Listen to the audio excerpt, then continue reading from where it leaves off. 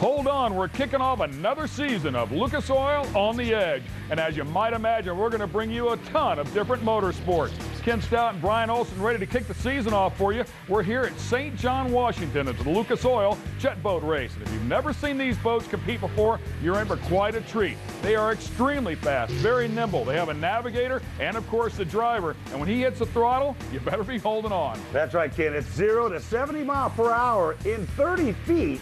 It's on a man-made track, and only the top 8 machines will qualify, and those top 8 will go right square into elimination. Let's get it down to Ted Brunson with more. Wicked as in evil, as in crazy fast, as in nut job, which is who I'm standing next to here, Dan Morrison. Now, you dug this track. Yes, I did. For digging this track, they gave you a boat a few years ago. Well, that was my payoff. We worked out an arrangement that I dig the track, they buy me a boat, and it came from just over the hill right behind us here, and we did good. But that wasn't enough, right? Because now you find yourself in the Super Bowl class, the Unlimited. We're looking at 480 cubic inches, 12-foot 2-inch boat. Correct. 920 horsepower. Correct. 100 miles an hour in the straightaway in about, what, 2 seconds? 3 seconds, we're at 100. You have to be seasoned to go in this boat, don't you? My stepdaughter, who's 25 years old, navigates my boat. And actually today she's going to navigate my partner Doug Hendrickson's A400 boat too. There's a lot of guys who would bail when this girl's in solid. Well, we'll leave it up to her, and I'm just going to report on it. But a lot of power, man. Hey, dig the track that you dug. I will, Ted. Thank you much. Hi, man. Speaking of digging the track, here's what it looks like from an aerial view. And by the way, as we watch the bright red ball make its way around there, the drivers of these boats and the co-pilots as well don't have a clue what the track looks like till the night they arrive. All right, let's give you a comparison to super boats. Needless to say, 900 horsepower versus Top Fuel at 8,000 horsepower. The fuelers are mad fast, but can't steer at all. Super boats, those things go right and left on the spot of a dime. Absolutely incredible. First one already up here, navigator Marvin Wright, driver Lee Rice. Watch this. Screaming Eagle, we go on board, baby. Now from outside the boat, watch the navigator's hands moving around. Tell the driver where to go.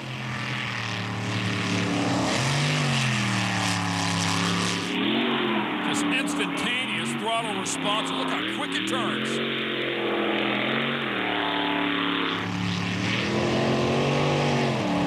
And you said it before, Brian, it's really amazing. They even know where to go so quickly. It's first time out. No practice rounds. And not only that, Ken, you go one direction, you have to come back and go another. I mean, it's not like it's a one-way racetrack. You go one way, then another, so it is a hard deal to do.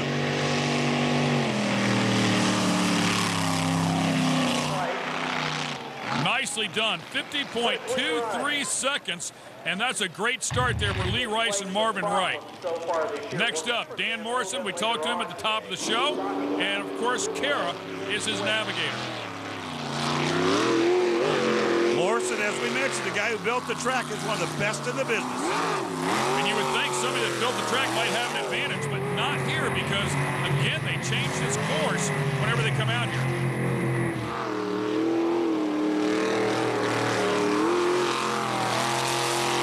I'll tell you right now, he is flying. 50.23, the mark to beat. This is a great run. And look at Kara.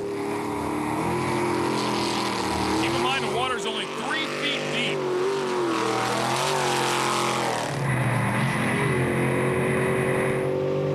Coming at it, coming at it. And we've got a new mark to beat, 44.35 seconds. That is an awesome job to shave off the better part of 6 seconds. You can tell by listening to the crowd, man, that was a good run. Here comes Corey Johnson and his navigator, Gary McNeil, the gang from north of the border, Ken. A bit of an erratic start there, but settles in nice. Better part of 6 seconds. You can tell by listening to the crowd, man, that was a good run. Here comes Corey Johnson and his navigator, Gary McNeil, the gang from north of the border, Ken. A bit of an erratic start there, but settles in nice. On the throttle right there to that turn at 180. Look at that thing whip up the water right there. Wow. Needless to say, as the jet in the back of that. And the back of that boat is actually steering that boat. And like anything else, the least you lift on the throttle, the better your overall elapsed time will be. And that's what all the drivers are trying to do as their navigators try to point them in the proper direction. Oh, man, he's flying as well. Oh, so close. 0.6 of a second between first and second place. Yeah, they're very happy with that. Not only the crowd, but the navigator as well as our next driver, and navigator gets set to go. Dean Lautenschlager and Laurel Lautenschlager. And, of course, keep in mind, these teams get 4 cracks at this, and then they take their lowest elapsed time.